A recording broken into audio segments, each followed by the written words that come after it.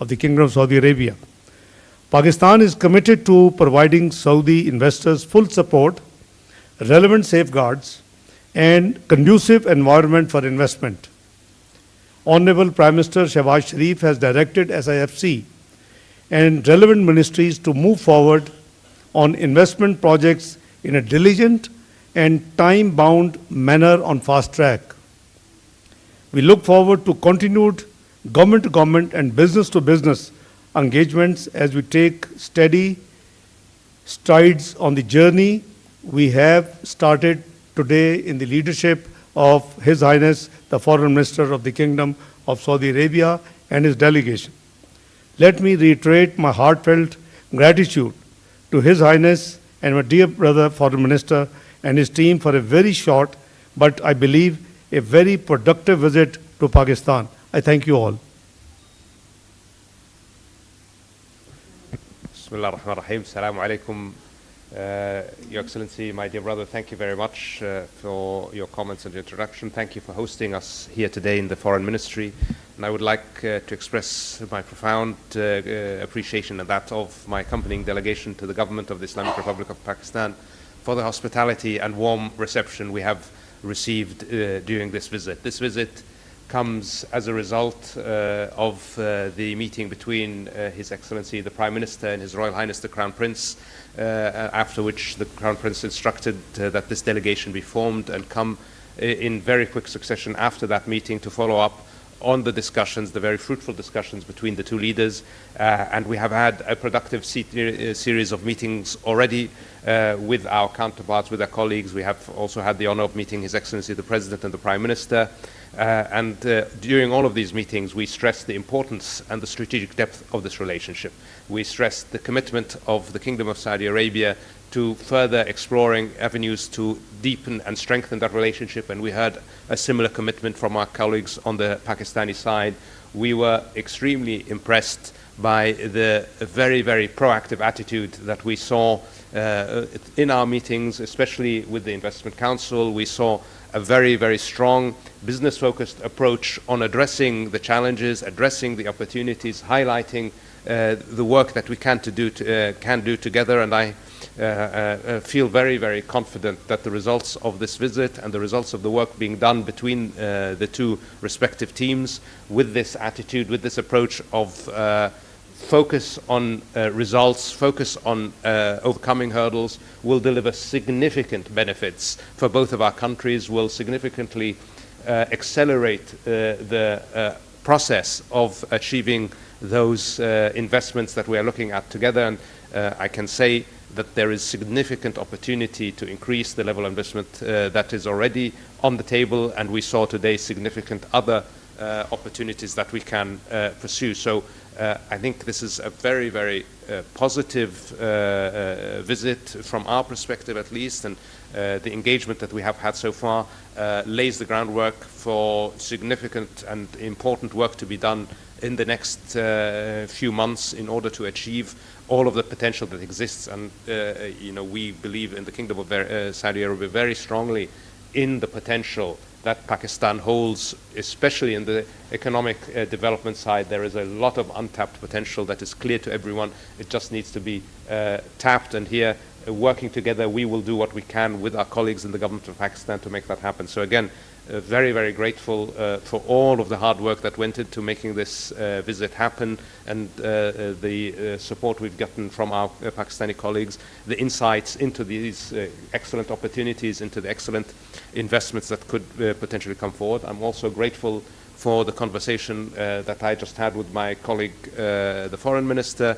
where we covered all of the areas of mutual and concern in regional and international affairs. And as usual, Pakistan and the Kingdom of Saudi Arabia see eye to eye. We have an outlook that is unified by our fraternal relationship, our brotherhood in Islam, but also by our shared outlook for geopolitics. So we will continue to work together for our economic prosperity, but also for the security of our region and of the world. And I'm always happy when I'm able to be here, Your Excellency. So thank you again for receiving us.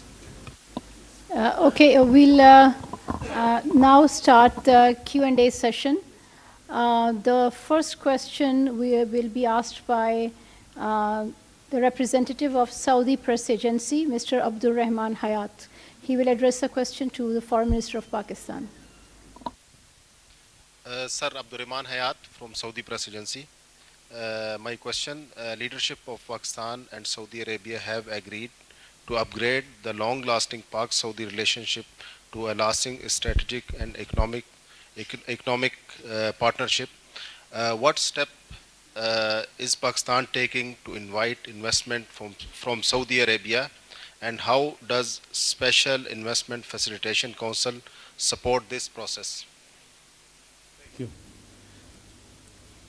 Highness, you have a, yeah, no. Thank you. Let me, my friend, explain to you that last 16 months of the government, which ended August 9th, 2023, we had created two things, if you recall, both through Act of Parliament. One was the creation of a small investment facilitation council. It is through an Act of Parliament, and it has been placed in the overall law for Board of Investment to promote and to attract investment in Pakistan. Now, this is a one-window facilitation, institution. So people and the foreign investors, particularly government-to-government investment, should, people involved and the dignitaries involved should not go pillar to post, and couple of dozens permissions and NOCs. They should be all available under one window and under one, facilitation arrangement. We also created, if you recall, Pakistan Sovereign Wealth Fund.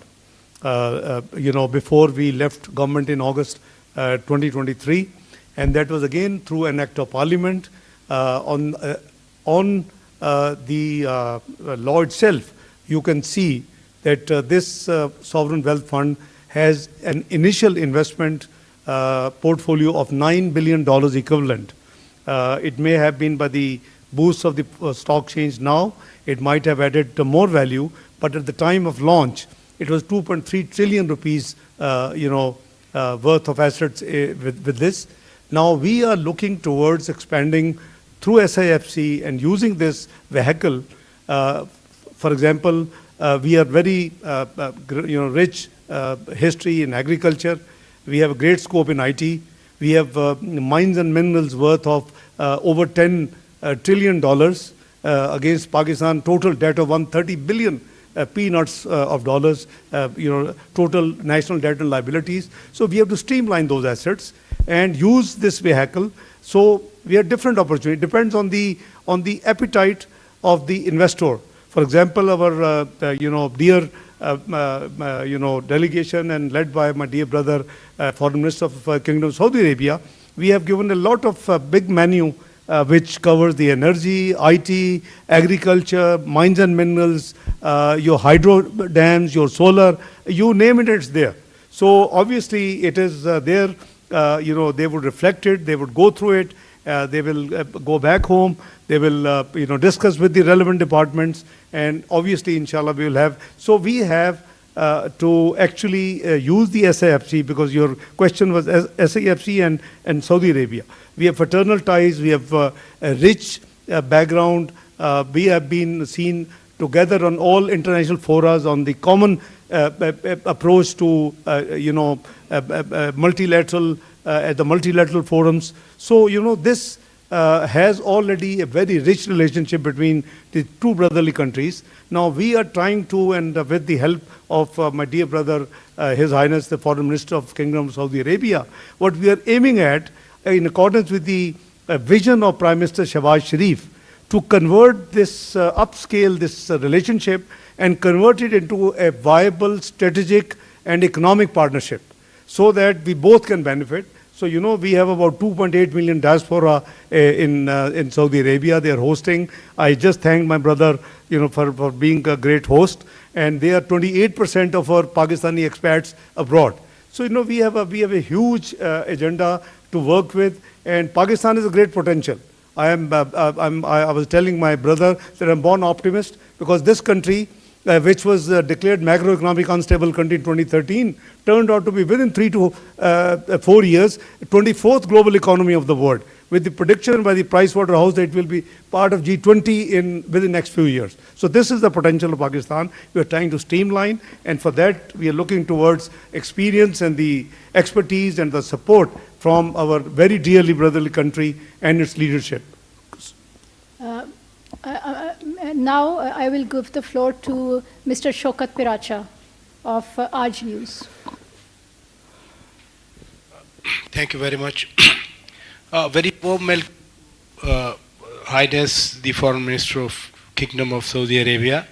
As Foreign Minister of Pakistan has rightly said that we never seen such a big delegation from Saudi Arabia, and obviously appreciation for His Excellency the Ambassador Nawaf bin Said Al Maliki for his contributions. My question to Honorable Foreign Ministers, both of them, is how Saudi Arabia views the ongoing international efforts for ceasefire in Gaza, and secondly, what are the likely consequences of the recent escalation for the peace and stability of the broader region where we all live? Thank you very much. Thank you very much for your question. And what can I say about Gaza except that the international efforts towards a ceasefire have been wholly insufficient. We are now well beyond 33,000 killed. We are now actively discussing the potential famine. People are starving to death because humanitarian assistance is getting to them. This is an unacceptable situation. It is the international system and the systems of international law and governance to live up to their responsibilities. We must have a ceasefire now, and we must have access for humanitarian aid immediately. There is no justification for the restriction of humanitarian aid in entering Gaza. It is a reality that despite 2 UN Security Council resolutions, we have not seen sufficient aid entering. We have finally now started to see a turnaround in the issue of aid. Unfortunately, that happened after 6 Western aid workers were killed by Israel. But it didn't happen after 33,000 Palestinians were killed. So this shows you the continuing double standard that we have to deal with and we have to live with. The reality is the international community is not living up to its responsibility. We must do more to end the killing. We must do more to end the suffering of the people of Gaza. And we will continue to call for that, and as we will do that with our partners around the world. Look, we are already in an unstable region. The humanitarian catastrophe in Gaza is already inflaming the region. We do not need more conflict in our region. We do not need more confrontation in our region. So it is our position that de-escalation must be everybody's priority. When there are differences, they should be resolved through dialogue, not through the use of force, and we will do everything we can to push in that direction. Thank you. If, with your permission, my dear brother, if I can add few words on this issue. It's a very important issue, and Pakistan is deeply concerned over Gaza issue. I share the feelings, the statement of my dear brother, Highness, the Foreign Minister of Kingdom of Saudi Arabia.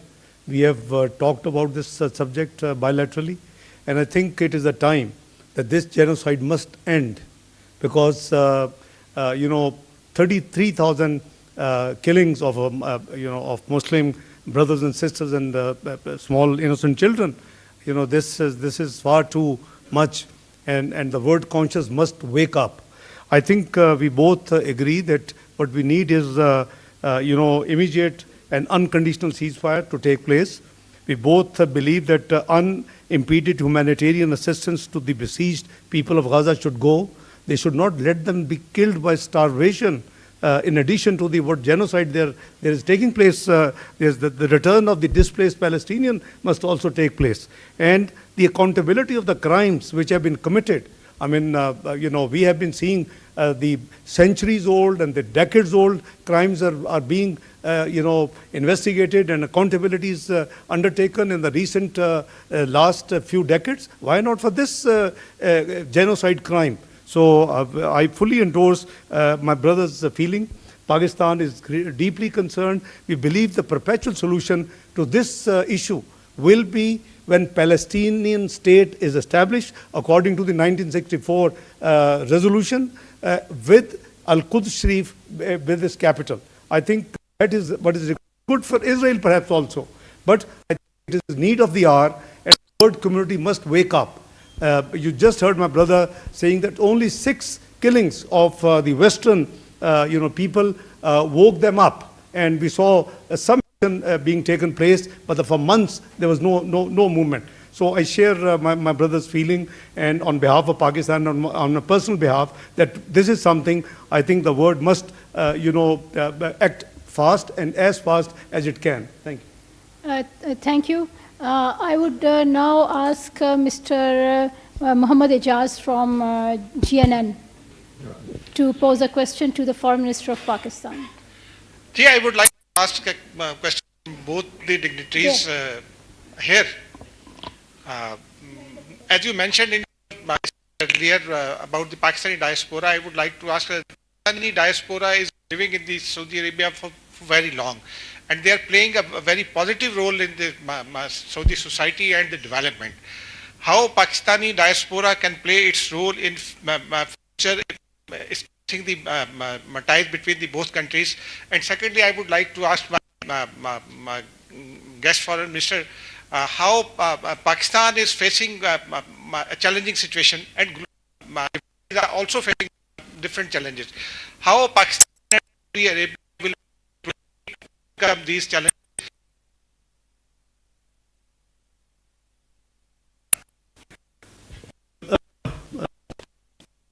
Let me explain that, again, Kingdom of Saudi Arabia leadership for hosting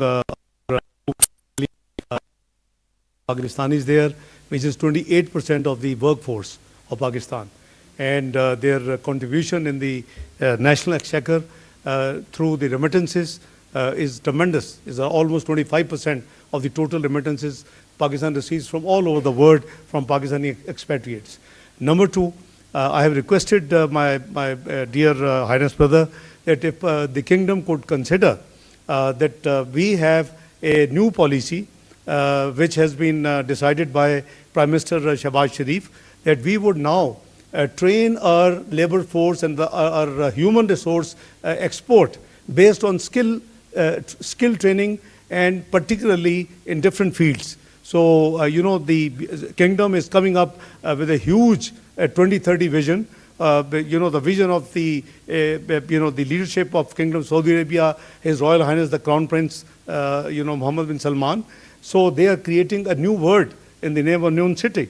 So I have requested that Kingdom may kindly consider. We will meet the standards, we will meet the skill requirements, we will meet more human resource export from Pakistan. So, we have discussed this subject in detail. Would you like to add, Your Highness? Excellency, yes. First on our brothers from Pakistan who live and work in the kingdom. As I told you, Excellency, we are incredibly grateful for the contribution that they make and have made historically to the development of the Kingdom of Saudi Arabia. Our brothers from Pakistan have stood side by side with us for decades now in building our country, and we are very grateful for that, and they are a very important positive contribution to our economy, and they continue to be so, and I'm sure they will continue to be such in the future. And with the initiatives of the government, we hope we can add additional value for both of our countries in that regard. Obviously, as regards facing challenges together, we will have to cooperate, and we will rely on each other's support as we have historically.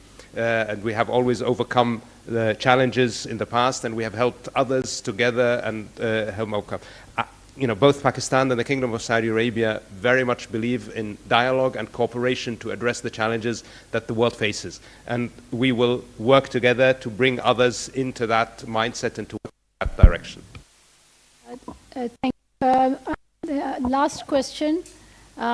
Because of the time constraints, we want room for only one question, and that would be Ms. Mona Khan from Independent Urdu. Thanks for the opportunity. My question is for the Excellency, Foreign Minister of Saudi Arabia. Your delegation has received a detailed briefing from the SAFC on the investment opportunities in Pakistan. So what are the key sectors your investors are looking for? Thank you. Thank you very much. I prefer not to go into any specific sectors, although I will say it was a very broad presentation in several strategic areas. What I will say is that we were very impressed. We were not just impressed by the breadth of opportunities that exist, we were impressed by actually the format. This gave us some very, very significant confidence that we will be able to move forward on those projects that we decide to identify as worthy of investment. Because this new format, a real interagency, intergovernmental approach focused on getting things done, this is something that we were very, very enthusiastic about. So I think for us what was most important was the new approach that we saw. We were already quite confident that Pakistan had significant investment opportunities in a multitude of sectors. So I'm sure that we will be moving ahead significantly on all of those. But I just want to emphasize this new approach is something that gave us a lot of confidence. Thank you. Okay. Thank you very much. This concludes our media briefing, and we thank His Royal Highness, the Foreign Minister of Saudi Arabia and the Foreign Minister of Pakistan.